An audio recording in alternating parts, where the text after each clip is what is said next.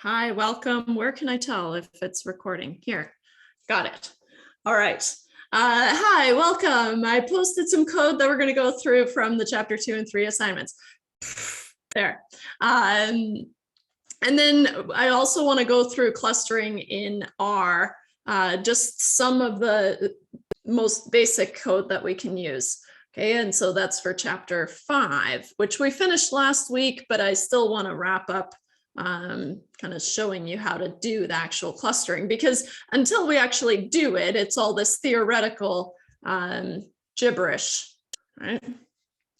Okay, so I wanted to take some time just to show you kind of how I approach these problems and how I approach the analysis. Just because I'm the teacher doesn't mean that it's the only right way. There are many, many, many ways to solve these problems and even to interpret these problems. So I'm not saying that if you didn't do it my way, then that's wrong, blah, blah, blah. No. I mean, the first time I went through the questions, I kind of interpreted the questions differently, and then I read through and I thought, oh, okay, well, actually, this is probably not what they mean. And then I readjusted, and so it's totally fine. I expect that from you too. As I'm making this report, I don't want you to think that I'm just typing and having a good time. Well, I am having a good time the whole time, but I don't know any of these things off the top of my head, right? I'm constantly Googling things, right? I'm constantly trying to figure out how to do things. I have an idea of what I want to do, and then I Google my way to doing them, right? And that's how it's going to work. So don't feel like you're cheating if you're doing that. That's how it works, right? And so a lot of these things, right, as long as you can kind of pick them apart and you understand all the components, whereas I saw some things where I'm kind of like, do you know what that is? Do you know what a loess curve is? Looks good, but can you explain it? So you want to be careful that you're not including anything in your report that you can't explain later on, right? And so it's kind of this fine line. Okay, first thing I wanted to do, well, first, for my reference, I just copied the text from the question, and I copied the questions that I wanted to answer, and then I have this chunk where all I have is comments. So here, these are comments from me to you, where I'm just trying to guide you a little bit to get started with just some of the things that I use. So first thing that I did was I showed that you can actually rename some of these code chunks. So if you want to have a name for a code chunk and you want to jump around between the chunks, for example, down here, I don't know if you can see, should be visible down here, you can jump between your code chunks. Now notice I only named the first one, right? But if you're jumping around and you've got a big report, then that's going to make it a lot easier, right? Maybe you have the days of the week chunk, maybe you have the browser chunk, right? And you want to jump around in your document, then that's going to be an easy way to do that. Okay, so here I just labeled it start notes so I know how to get there. I also mentioned, you already know this, but the echo equals false means that don't show any of this code when you run it in the report. Yeah. So I've written you notes here. Here I will write notes to help you along that are not part of the report. Okay, setting echo equals false tells it not to include the code from this chunk in the report. So I'm telling it, okay, here are some notes kind of to myself. Don't show these to the client, but they're here if someone else is picking up and having to finish this report. Oh, and I just saw I have a chat here. Oh, it just says hello, Emily. So that sounds like they want to talk to me, but maybe hold off until after class. Okay, so what I did to save myself a little bit of grief is instead of importing an XLSX file, an Excel file, I just saved it as a CSV and imported a CSV. I know. Is it cheating? No. Is it lazy? Yes. And that's okay. I'm lazy. It's also pretty old school to save the files as a CSV. So a CSV is what I would consider a kind of a flat file, whereas an Excel file can have multiple sheets in it, right? And so that kind of causes a problem when you read it into R, because R can only see flat files. So a CSV is a comma separated file, and or comma separated values. And so it's just kind of the most simple way to import data into R. And it's pretty old school, but I do it.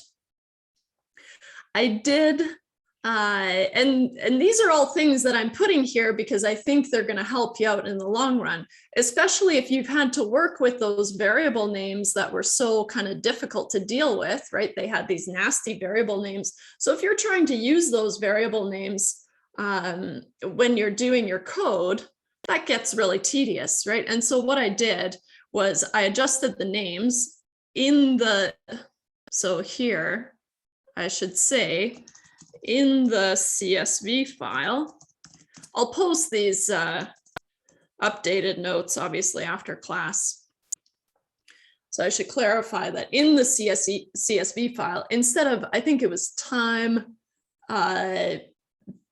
bracket, minute, bracket or something. I can't remember what the original names were, but I just changed it to time, for example, right?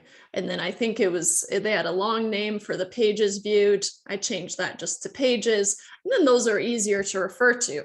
So that's just a little bit of cleaning. Technically, we should be doing that cleaning in R, but it's kind of beyond the scope of what we're trying to do here. And it's just a lot easier to start off with if we just change them in the CSV file and then move on with our lives.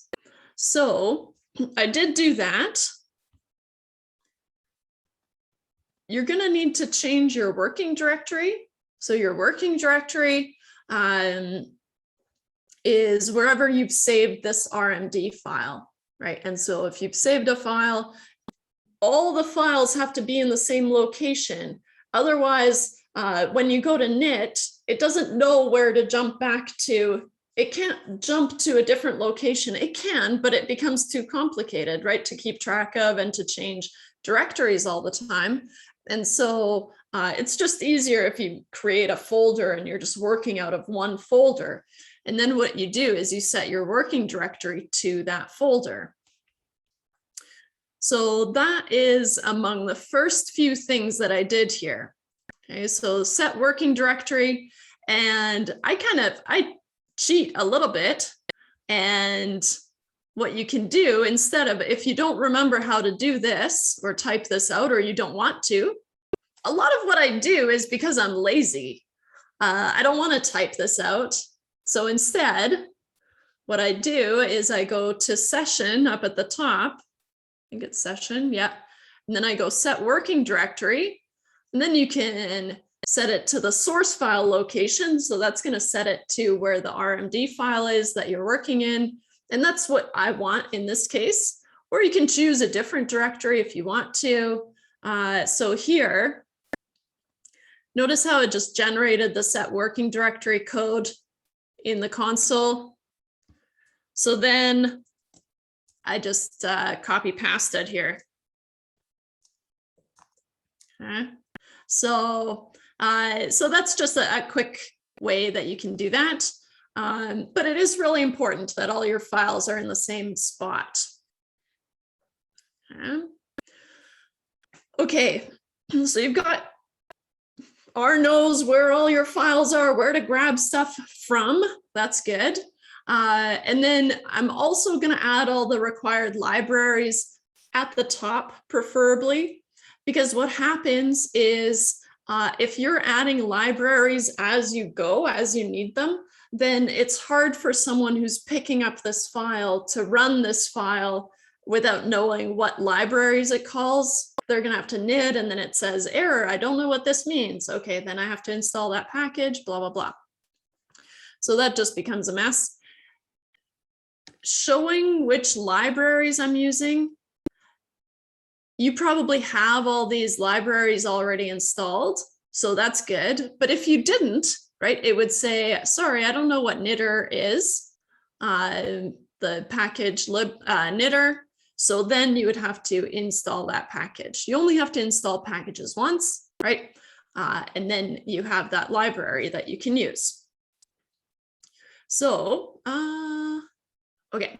So I add the required libraries up at the top of my file, just so that someone who's jumping in can just see which packages they need and say, oh, I don't have the dplyr package. I'll install that before I run this file. You probably noticed there were some messages, some automatically generated messages when you knitted your file. And I think it's the dplyr package generates some messages, but also I think the histograms that I did generated some messages.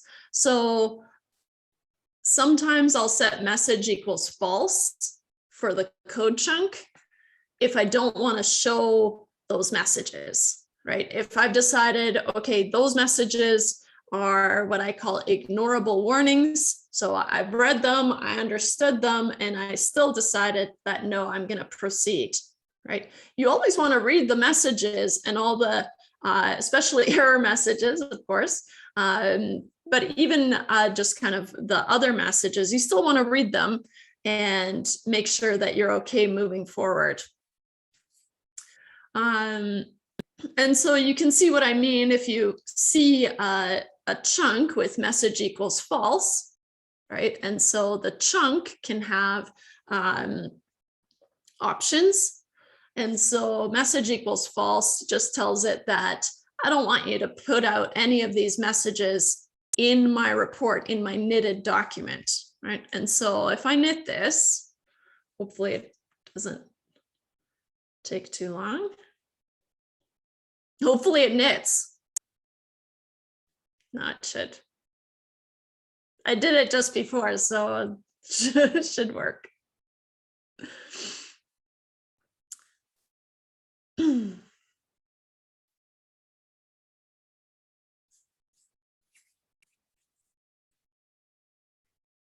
It's thinking. It's thinking. It's thinking. Okay. Ta-da! Okay. So here, right, notice how it didn't generate any of those error messages after I ran this chunk, but if you changed it to true, then it would show those messages. The default is to show them, so you don't really have to change it back to the default. You could just remove the option if you wanted to. Okay, so, okay, cable. You might have seen some, if I wrote in your report that you should use cable to provide kind of nicer looking tables. So cable is from the knitter package, kind of the OG of knitting, knitter. And cable, well, it's split across the page here, but it's so clever that it generated the header twice so that you don't have to jump around across the pages, but it probably would be nicer if it was all on one page. I'm sure there's a setting for that, but I'd have to Google it. How do I keep it on the same page? I don't know, just make it work. But in this case, so notice the cable package just makes that summary look a lot nicer. Right, whereas if I did, well, first I have to bring in the Heavenly Chocolates data set. I didn't talk about that yet, but you guys have already done it, so that part is not that crazy. But I will run these libraries so that I have them when I just run them on the side here. So I'm just going to run through them. And then sure, set working directory. And then I bring in, I'm calling it HC because I'm lazy. I don't want to be typing in Heavenly Chocolates every time because that leaves a lot of room for spelling mistakes, especially if you're me. So I went for HC. Now HC is going to be the name of my data set. So then what I can do is I can run just the summary of HC. So if I just highlight that little chunk of code, that's all that's going to generate down in the console. So notice it's got the same information that I have in that table, but it doesn't look very nice, right? So what you can do is you can save it, you can assign it to a name, right? I called it summary HC because that's how creative I am. And then you can apply the cable function. So cable says, okay, now make a nice knitted table or knittable table for this summary. Okay, so if I now run the summary of HC, oh, nice. So the hold position, I saw that and I use it later. I didn't really look into it. I just took it at face value. Does it hold it together? Is that what the hold position does? I didn't look into it. So I missed the table splitting across the pages actually. So otherwise I would have adjusted it. But yeah, so in the chat, it says the cable styling LaTeX options hold position keeps the table in place. So that would be a good place to start. In fact, and I think I can even put it here. I did it.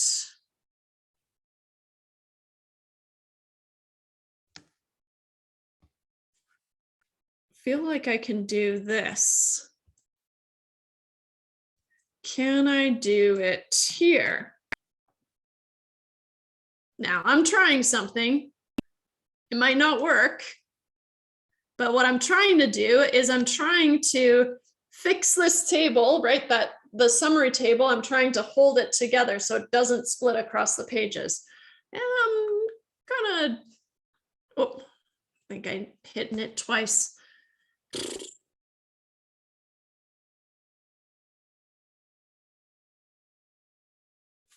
Let's see here. Okay.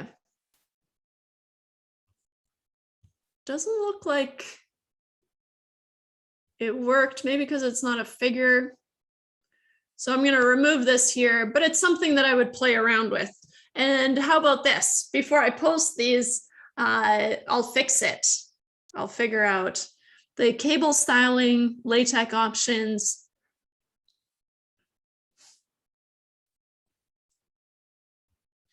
Maybe it's in here. Caption. No, I'll find the nicest, cleanest way to do it, simplest way. And it might just be the cable styling, that long code chunk that that's in the chat there, but I'll see what I can do.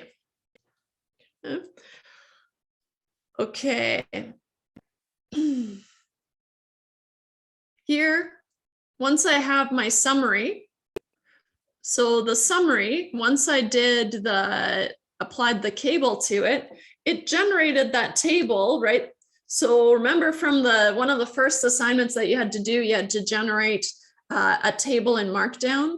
And so see how it just generates a nice Markdown table. And so that's what it does. It just generates an appropriate table for Markdown is what cable does. And so here I'll say generates a Markdown table of the summary HC. And so here you can read my little descriptions later, but I just want to focus on the R portion of what we're doing. But of course, any text that I write, I'm going to put it just in the white section. Remember, the white section here is essentially like the Word document, right? And then here, these gray section, these R code chunks would be the Excel portion. If you're working in kind of a Microsoft Office environment, right, you would write your report in Word, of course, and then you would generate your graphs and your summary tables and everything like that in Excel. And then you'd have to copy, paste. Oh no, there was a mistake in my data. Then I have to regenerate everything. And I have to recopy, repaste, and it's just a complete mess.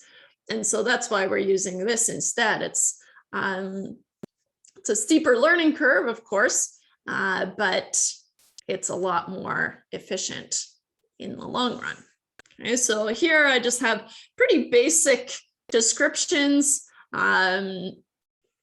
We've only seen the summary so far. There's not a whole lot we can talk about.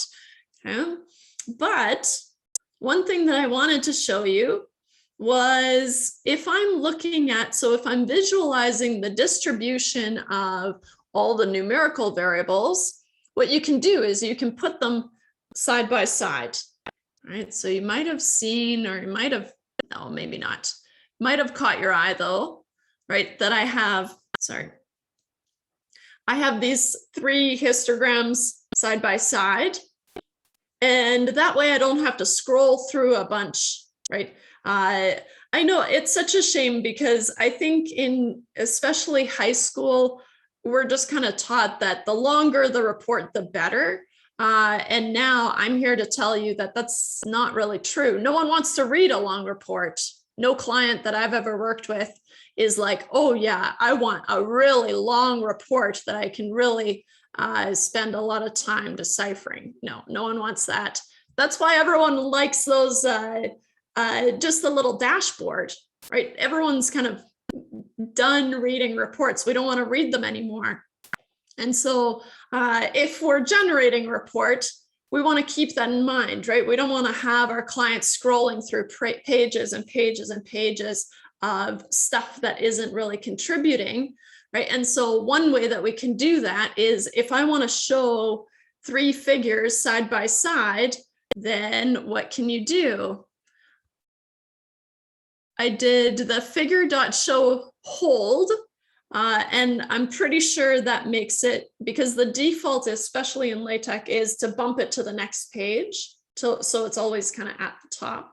But here, I think it's telling it the figure.show hold says that keep these here in terms of where the text is. But then the key is the out.width.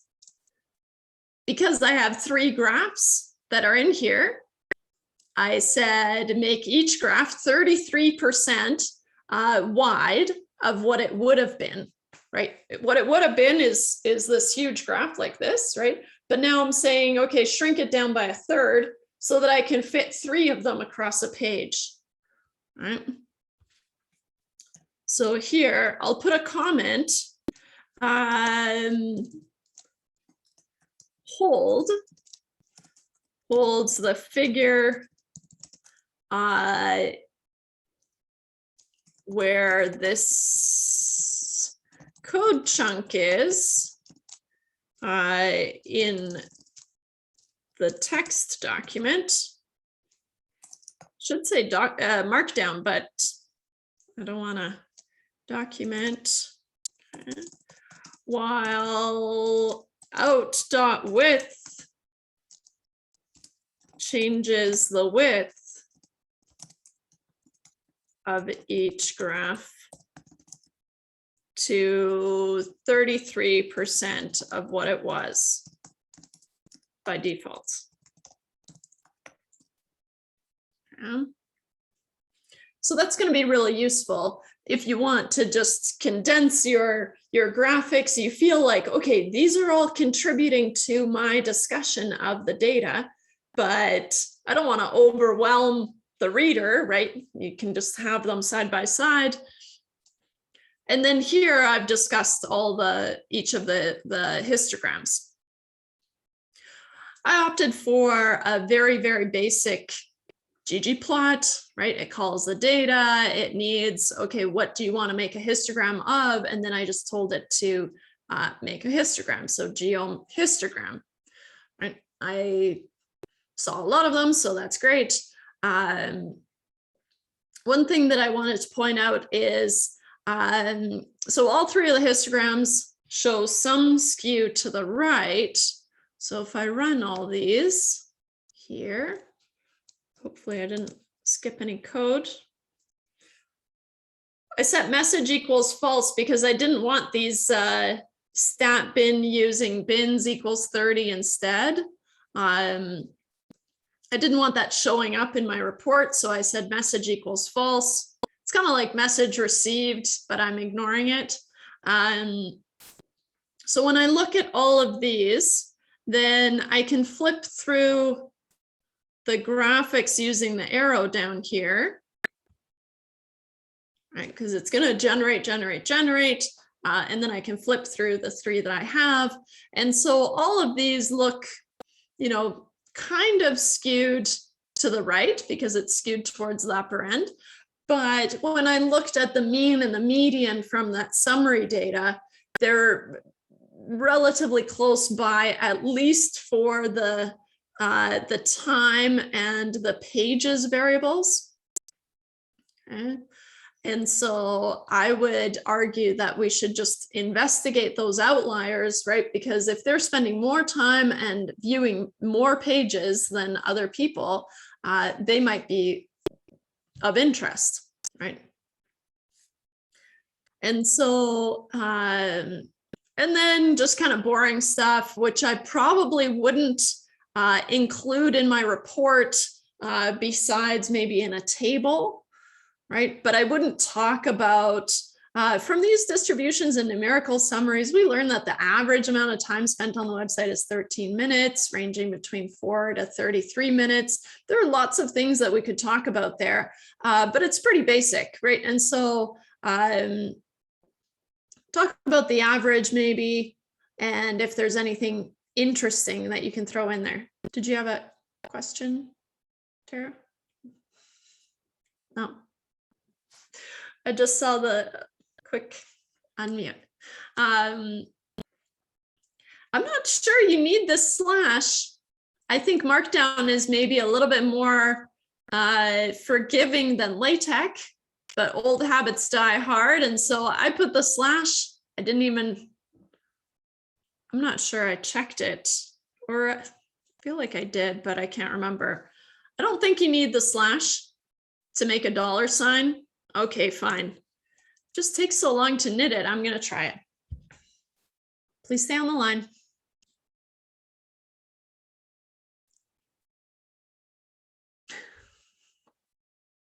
Aren't all computers jerks?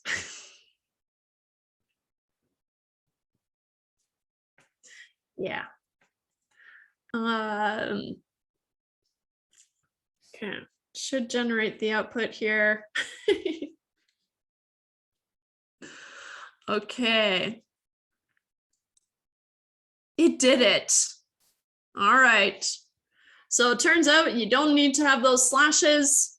That's just LaTeX if you're working in a RNW file, which you're not. But if you wanted, so just as a side note, if you wanted more control over the formatting, what you're looking for is LaTeX.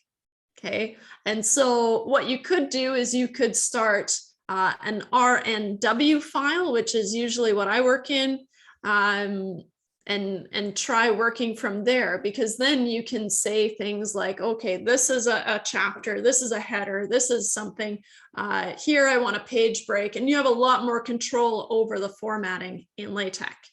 The whole idea with Markdown is you basically have no control. How you lay it out in the RMD file is how it's going to show up in your report, in your knitted document. So I guess I could go through and I could remove these slashes in front of the $signs, but I'm going to skip that because I've got other stuff that I want to show you. So when we think about the variables, right, and we can look at the variables in the Heavenly Chocolates data over here. If I drop down, I can see that I have customers. That's not really important because there's just one customer per line, right? But I have the days, I have the browsers, I have the time, I have the pages, and the amount that they spent. We could talk about which variables are categorical, which variables are numerical, right? Or quantitative, I guess we're calling it. Day is categorical, but it's also ordinal, right? And I guess depending on when you start your week, I probably start my week on a Monday and I end on a Sunday. Some people start on a Sunday and end on a Saturday. I don't know, right? Whatever you like. But for me, when I have this ordinal variable, because there's some order, it's a categorical variable with order, then I want to force that order onto my data set, right? I want to tell it that, hey, when you tell me the days, don't give me this Friday, Monday, whatever, right? And what we can do is we can look at the levels of HC $day. What's that doing? The levels is the levels of the factor. And you can see over here, day is a factor with 7 levels. So that's kind of a clue, right? Okay, I can look at the levels. And this is as it stands of Heavenly Chocolates, just the day category. So then when I run this, it has this order: Friday, Monday, Saturday, Sunday, Thursday, Tuesday, Wednesday. I don't care who you are. That's not the right order for the week, right? That's not the right order for these days. And so what we can do is we can force that ordering, okay? And so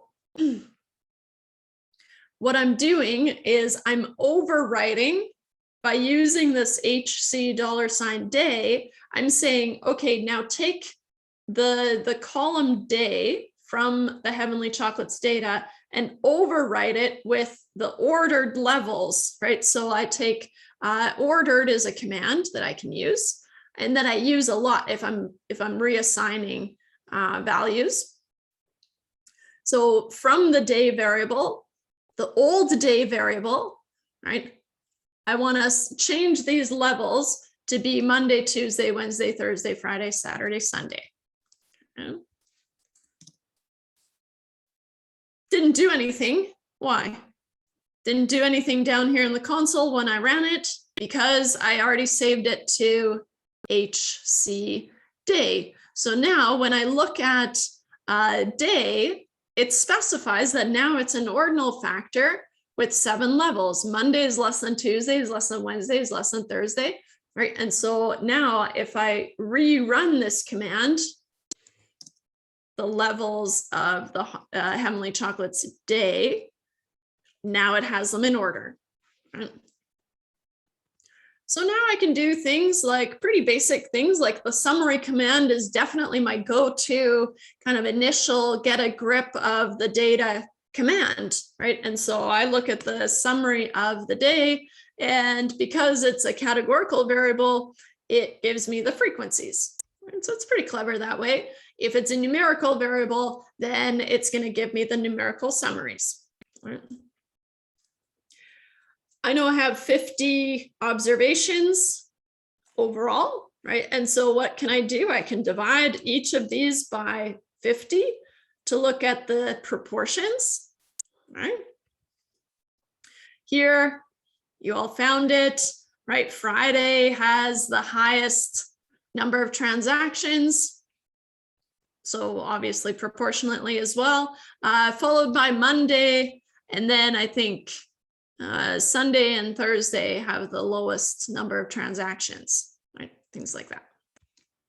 So I talked about it here, but then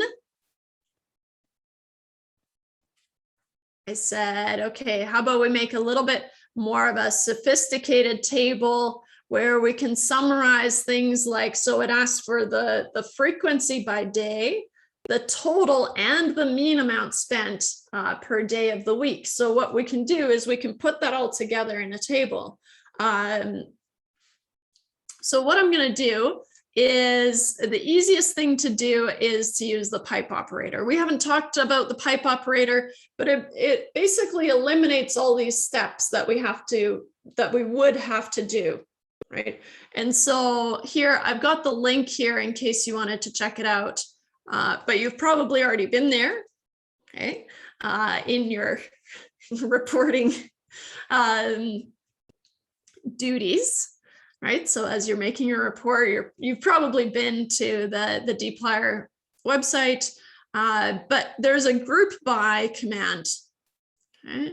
And so here, what I want to do is I want to make basically a new data set, a fresh data set, which recognizes that, okay, everything is going to be grouped by the day, because then I can apply that.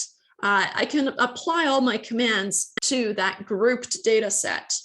Okay, so I'm calling this HC grouped. That was poor naming choice, because I should have specified by day, because as you know, it asks for the browser as well. But oh well, I'm not going to change it now because I would have to change it here. And I guess I could do that. All right, all right. HC group day. Oops. Then I have to change it here. Group day. Make sure you have the right spelling, or the same spelling at least, all around. So now this HC group day takes the Heavenly Chocolate data and it applies this group by day command. Okay, and so here generates a new, I'm not going to say full on new, it's just kind of a fake new, a new data set grouped by day. Okay. So then what I can do is I can run this. Okay. So notice that now I have this HC group by day data here, and it's got some more information built in, but for now, let's just focus on here. It looks the same as the other one, right? It just has these additional attributes where it's saying, and that's where it's specifying, okay, so when you generate everything, break it up by day, right? That's what the group by command does.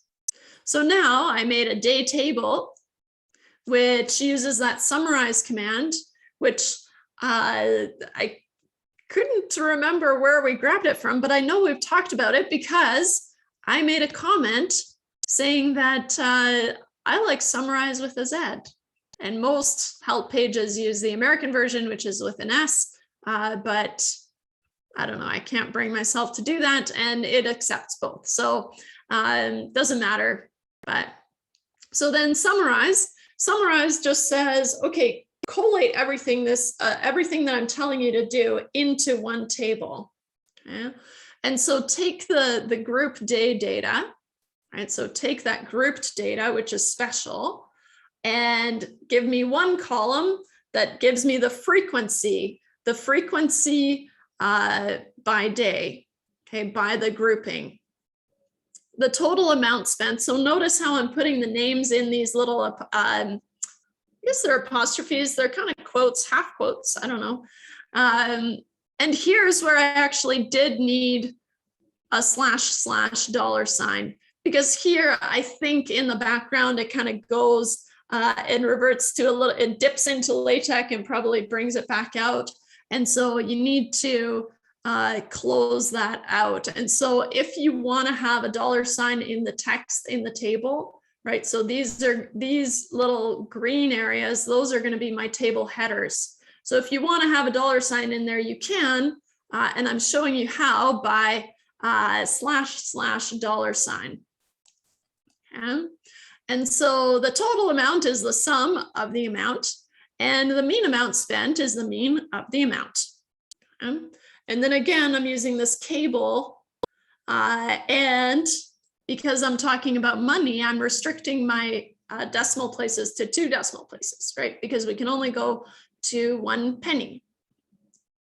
So if I run this day table, I'm going to highlight it, run it. Okay. I can look at day table on its own, and it looks like this, right? That's not very nice to look at. And so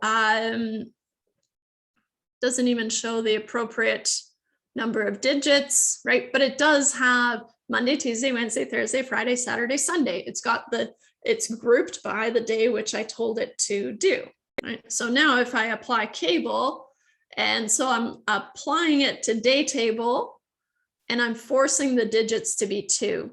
So the digits equals 2 is optional, right? But there are all these options that you can apply to different commands. Okay, so depending on what you want to do, you might just need to add an option to a command. So if I apply the cable, it generates this markdown table, which then is put into my markdown file. And then when it knits a nice looking table. So if I go ahead and knit this, infinity to pi, wait. For the digits equals 2. Yeah. Make a cable of, pi over 2 with digits equals infinity. You could try it, but I don't think it's going to work. Think it would have a hissy fit. So notice that if I hadn't applied the cable command, so the dollar sign, so the // $, it's nice because here, when I wrote day table, it generates what it actually looks like here, right? And so here, this is what day table, won't let me highlight just the table, but which is just the table. But this is what it would look like if I didn't do anything. Okay, and so the // $, is what lets us write the $sign in the cable. So if you're going to use cable to make your tables, which you should be from kind of here on out, we should be using cable. So then if you want to have a $sign, like I do here, total amount spent followed by the $sign, because that's the units, then how you want to do that is with a // $sign. Because if you just do $sign, I think it it puts it into math mode, and it doesn't jump out of math mode, so it's all italicized. And then if I only used 1, it complained that it couldn't loop out of, it didn't close out of the command. So then I tried 2, and then it worked. So good. And that's just from experience. I've had to do this before, so I remember, oh, there was something about a slash and a $sign. Kind of get there. Okay, so I'm not going to show this. I'm not going to run this next time, the day table, that nasty looking table. In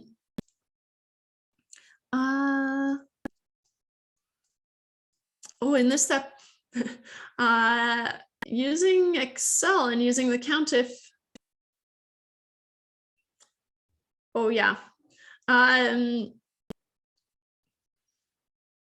Using Excel for this stuff would be it would be harder, I think. Not in the short run, but to make it look nice. So if you're trying to avoid using R, then that's hard. Okay. Let's see here. Sorry, got caught up. I was worried I was out of time. I'm not, I don't think. If I am, let me know, but I think I've got my days straight, and I think I'm okay still. Okay, so the // makes it kind of jump out of that $, which is a special symbol. Okay, so now you have that up your sleeve. What if I wanted to make an adjustment such as making my plots smaller? So maybe I want to have an individual plot, but I just want to make it smaller so I don't have to take up an entire page. Imagine if you're printing these things, you want it to be nice and condensed, right? And so one way that you could do it is I just defaulted to using that fig.show equals hold again, without really knowing what it is. I have an idea because in LaTeX, right, like I said, it'll jump to the top of the page or the closest place where it has space. So this just holds it between this line of text and this line of text, I'm pretty sure. So what you can do is you can adjust the out.width. And I find that the out.width and the out.height is probably the easiest way to do it. You could also use things like fig.height equals 3. I don't think it needs units, but I think it goes to inches for some reason. Could be something special, but so you could specify the units. I think working in percentages is a little bit nicer, a little bit cleaner. And so I've moved away from using the fig.height, fig.width command, right? They both exist. I could do that. But here, notice how the out.width and the out.height are more generic, right? It's just saying, okay, whatever output you get from here, make it 30% of the width that you were going to do and make it 30% of the height that you were going to do, right? And so I just think that that's a cleaner look. Okay, mostly because I want to show you that it's okay to play around with these things. What if so in, where were we? Here. So here, this is the side-by-side box plot that I made. This is just to look at the amount spent by day, right? Looking at the individual distributions, I can use a side-by-side box plot. Not something that I was expecting to see, but it does. I'll try to keep I'm trying to zoom there so that you've got the code, but also the plot. I guess making it smaller when I'm sharing my screen doesn't help. But if you're printing, then of course, that's like a huge win. So here, this graph, this side-by-side box plot output is 30% of what it was going to be wide and 30% of what it was going to be in height, right? And so it's been shrunk down. And you can see all the same information here that you do down here. So usually it would be this big. That's not necessary. But so making them smaller is good. So what I want to do is I actually want to remove this fig.show hold temporarily. I'll probably put it back, but if I cut it out, I want to make sure that it comes between the side-by-side box plot text and the question also, blah, blah, blah. And see if it stayed in the same place or if I need to define it. Right, so as you're playing around with things, the only way to learn what things do is to make adjustments to the file. Well, it still worked. And it put it on the next or on the previous page. So maybe that's nicer. Maybe I'll leave it like that. Play around with it. Right. And so I'm still not 100% sure on what the fig.show hold does. I'll do that.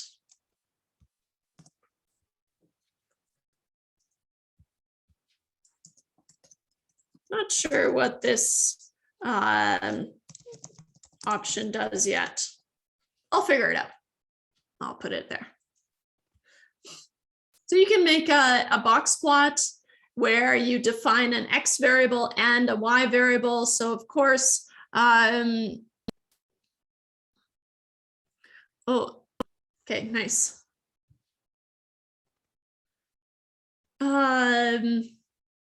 Okay, so if you define an X and a Y variable, sorry, so long chat to get caught up on. So, but it's just neighbors helping neighbors, so it's good. If we define an X and a Y variable for the box plot, that's what makes it a side-by-side box plot. And so if X is the day variable and Y is the amount, that's how I get this side-by-side box plot. One thing that I'm curious about now that I'll have to try out later, what if I did the data is the HC grouped day or group day data? Would I have to define the X variable?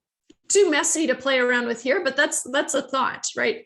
Can I apply the geom box plot to the group data? Who knows? One way to find out, play around with it. But what I wanted to show you is that you can do other things like, what if you wanted to say, oh, what if I want to have the mean? So of course we know that the box plots extend from the minimum to the maximum.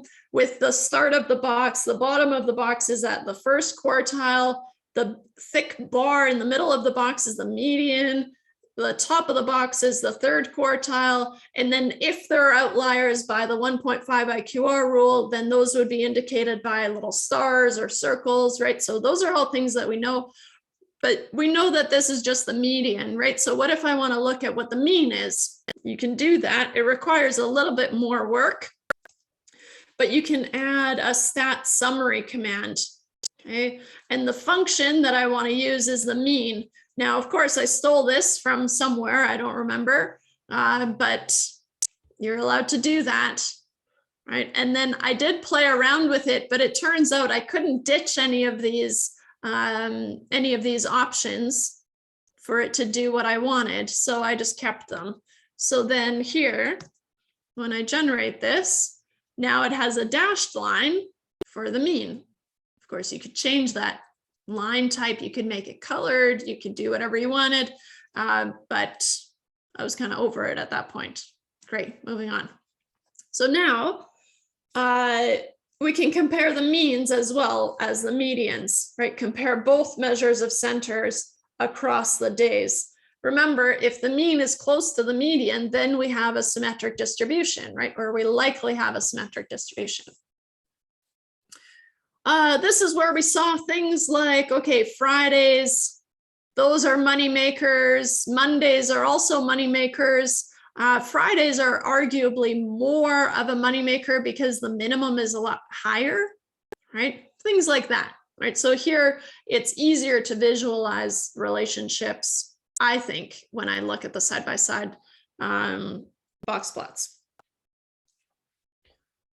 Okay, what are other things that I do? Then I just did everything over again, and then I changed the browser type, right? So instead of grouping it by day, I group it by browser, and then did the same thing all over again. I can see here I use grouped instead of group. Sloppy. That's okay. But I use the same commands, same everything. So if you see that you're going to recycle some of your code, then work on the one chunk, make it nice and exactly what you want it to look like. And then you can just copy paste it, and apply it many, many times. Oh yeah, and then the scatter chart, scatter plot is what I usually call it. I don't know why I said scatter chart. Oh, because it says it here. But if we want to do a scatter plot chart, same thing. then of course we can do that. And I've made a very simple one, no colors, no nothing, no bubbles, nothing. We have options for that, right? But I'm just looking at the relationship here, and as time is increasing, it looks like the amount is increasing. And I would argue that I have a linear relationship, so I have a relatively strong linear relationship, positive linear relationship, I should say. So how can we talk about that? As soon as I have a linear relationship, then my numerical measure for the strength and the direction is the correlation. So what you can do is you can calculate the correlation, and here there are fancier ways to do this, but I've gone kind of hard coding, especially if you're just kind of muddling through this. It's nice to see the HC $time, because what's that doing? It's going to the HC data set, it's pulling out the time column, and then using that as my X variable, and then it's going to the amount and pulling out that column, and it's using that as my Y. And then I'm finding the correlation of those two. So like I said, there are lots of different ways to do this. But we find that the correlation is 0.5800476. I'm going to save that in, I called it core TA for time amount. The names only really have to make sense to you, but hopefully they make sense to you when you come back to stuff in a week after working on other stuff. And that's like the worst, when you're trying to read your own code and you have no idea what fancy names you were using. So now I've saved that correlation calculation in core TA, Corta. But then when I call Corta, it just knows that that's the correlation. So here I've done a fun thing that I wanted to show you guys. You can incorporate a tiny R code chunk into your text. Okay, so how you do that is you use a little backward slash or a backslash here. And then you say, okay, here comes some R code. So that's why you have that little R. And then here, this is the R command that I want it to run and generate the output of inside my text. So if I just run that code, round the Corta to 2 decimal places, because I don't want to bog people down with a lot of numbers. No one likes reading that, right? And so I'm just going to round it to 2 decimal places, gets the point across without being too much. And then I close it with a backwards tick. Okay, so now if I go, because I don't want to knit it again, it's already been knitted, down here, downtown. Yeah. Ta-da! With a correlation of 0.58. And it looks beautiful. It looks like you typed it out, but really what you're doing is you've got this dynamically generated value. So if you had to update your Heavenly Chocolates data set and you reran everything, right, then the idea is that you should be able to get an updated report, right? So as much as possible, and I know it's really hard in the beginning, so I've only done it a little bit, but as much as possible, right, reference all your numbers like I did in the example here, right, using this little R code chunk, right? And so here, that's how I generated that 0.58. So even though I calculated it here and I use this code chunk to generate Corta or core TA time amount, what I did was I used it down here to show that that value was 0.58. Okay. I did it, of course, for all of them. Right? And so if you're referencing values, then you could use this little tiny inside your text R code chunk to reference values. And as you get better, right, you'll be able to to reference more and more things just straight from the data without having to hard code values especially, right? You don't want to do that. Okay. I think those are all the cool things I wanted to show you for the report. And I have the clustering in R. I also told you where I stole stuff from. With this little bit of time, little itty bitty time that I have left, how about I'll just run you through this, the cluster analysis. It starts with the hierarchical cluster analysis, and then we're going to do the k-means clustering. For the hierarchical cluster analysis, this is why I feel comfortable starting it right now, because that's all there is to it. What? We talked about it so much. Are you serious? Yes, I'm serious. So we're going to use the MT-CARS data set. It's a really classic teaching data set. There are a few. The IRIS data set we're going to use as well. That's another classic teaching data set, and they're all built into R in some way. I think the MT-CARS is available just straight in the base R, but yeah, I'm pretty sure. Let me see here.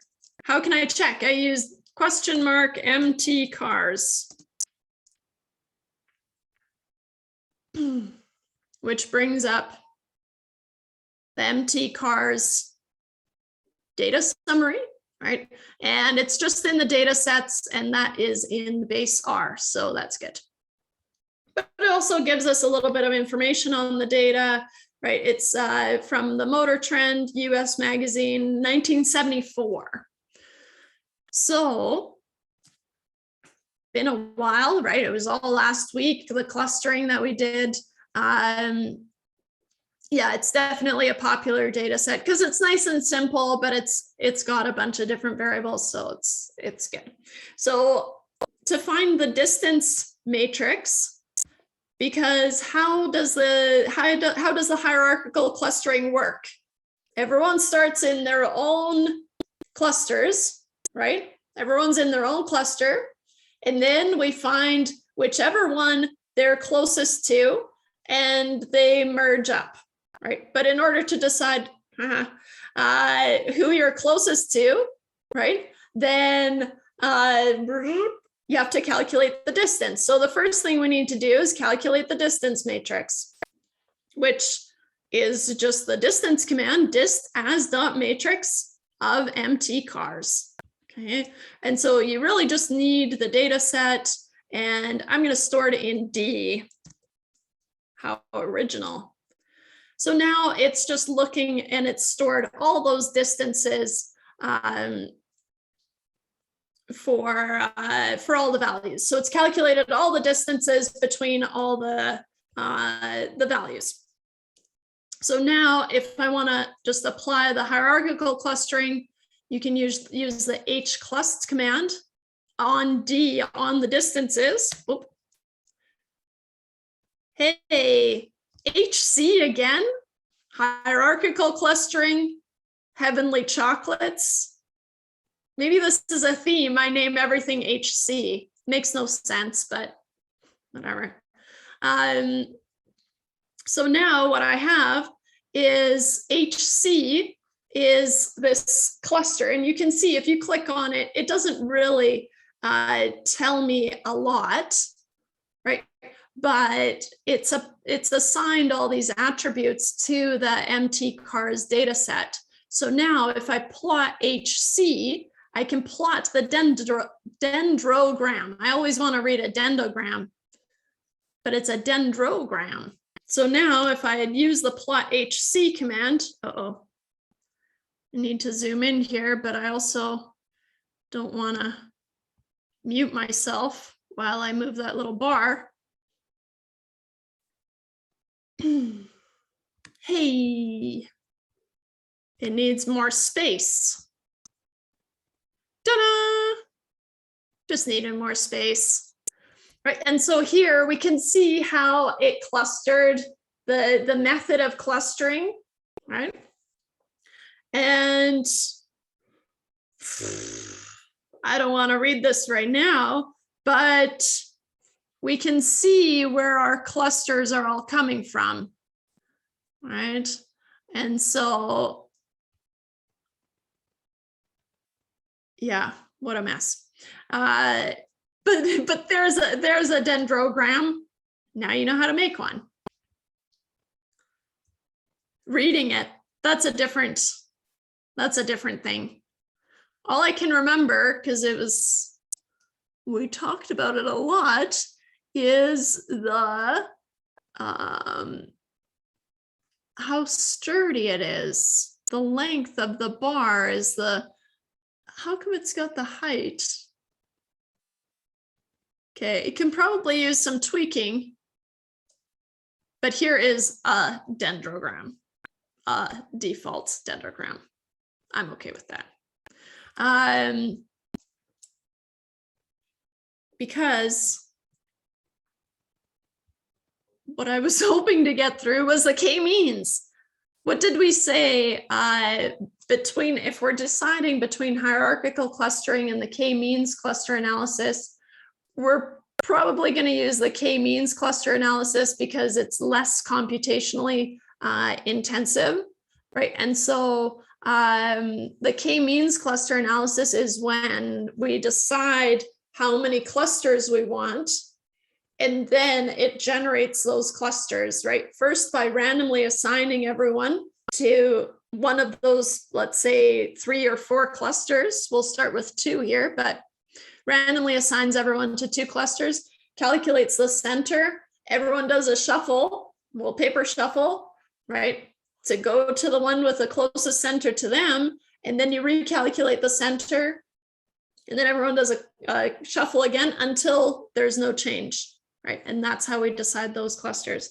So we're going to use, and I've got the link here in case you want to read more about it. We're going to use a couple of packages here, of course, ggplot, dplyr, but then I also ended up using ggfortify, and to be perfectly honest, I can't remember why. I'm sure it's going to come up. I'll remember at some point here, but right now I ended up using it, so it's in there. So this is using the IRIS data set. The IRIS data set looks at, I think, 3 species of irises, so flowers, and it's got all these boring measurements let's see, the summary of iris. Oh yeah, sepal length, sepal width, petal width, boring, right? Sepal, I think, is probably the, I don't know, stem or something? I don't know, it doesn't matter. They're all numerical variables. And then we have 3 species, Setosa, versicolor, and virginica, and presumably, right, our clusters will reflect these species. But what we want to do is we want to pretend that we don't know that there are these species in here. And then we're going to try to make these clusters and see if these clusters reflect the species, right? And that's a way that you could definitely argue that you can use a categorical variable as a cluster, right? You could generate the clusters, and if those clusters match that categorical variable, then you're good to go. Then it's easier to talk about those categorical variables instead of the clusters that you've generated, right? But that's one way that you can check to see if the categorical variable holds any information, right? Or any differences between the many groups. So I'm going to run these libraries just in case here. I don't think I had ggfortify in here. Still can't remember what it was for. I can't wait to find out. So what we said, if we're trying to decide the appropriate value for K, how many clusters should I have? You can generate a within group sums of squares plot. And this is probably where the fortify came from. So what I'm going to do is I'm going to select from the IRIS data set just the first 4 columns, right? And so this is essentially just removing the species information temporarily. Yeah. Okay.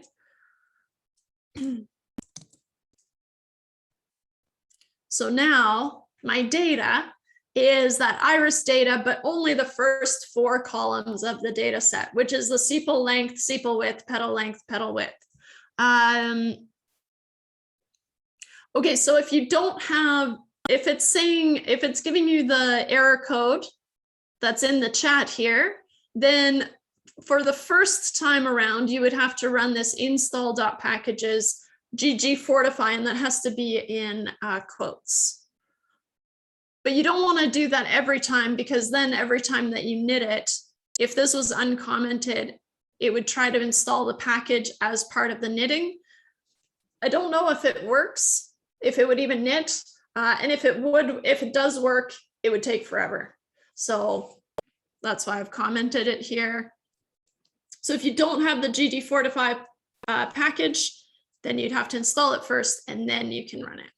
Good. Nice. So here, of course, I stole this.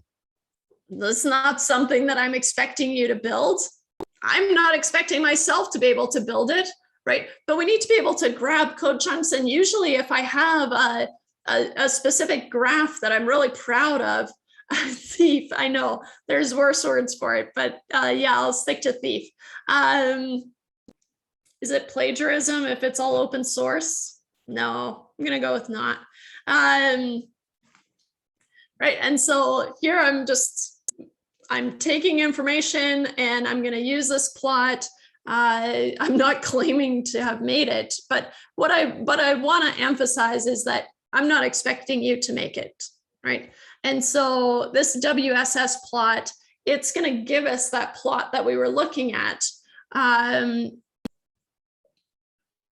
Oh yeah, so it is definitely plagiarism. That's more, what's it called? My intellectual property, IP, right?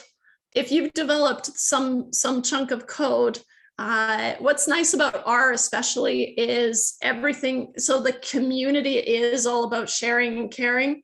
And so, and kind of improving each other's code, but it is a problem, obviously, if you're stealing from your coworkers' code and claiming it's your own, that's a problem. But in this case, we just want to make a plot. We're not hurting anyone. So I feel okay about it. Just trying to make a plot, man. Right? So anyways, hopefully no one comes after me. Who is it in Canada? In the States, is it the NSA that would come after me? Anyways, if I generate this plot, let's see this plot. I'm running out of time, so that's why I just wanted to do it. But I did things like set the seed. What does setting the seed do? If you're not familiar with setting the seed, it means any randomly generated numbers are pulled from a random seed, actually. And so if you set the seed, it generates the same random numbers every time. Okay, and so yeah, they would say, hey, don't do that again. Yeah. So then if I run this within sums, and you can go through and kind of dissect this, and I encourage you to do it. But if we look at this plot, right, and maybe I'll zoom in on this one too. This is going to look similar to that plot that we had in the textbook.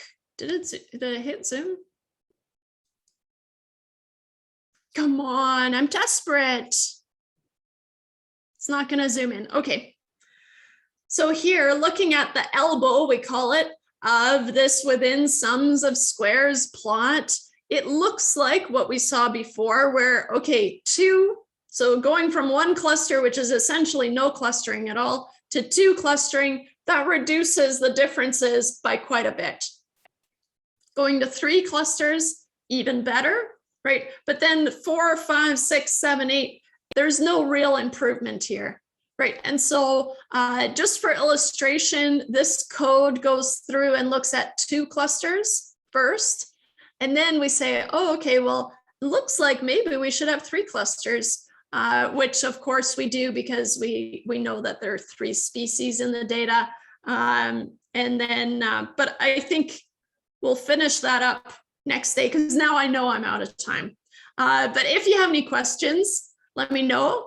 Otherwise, I'll see you on Wednesday. I couldn't remember what day we meet.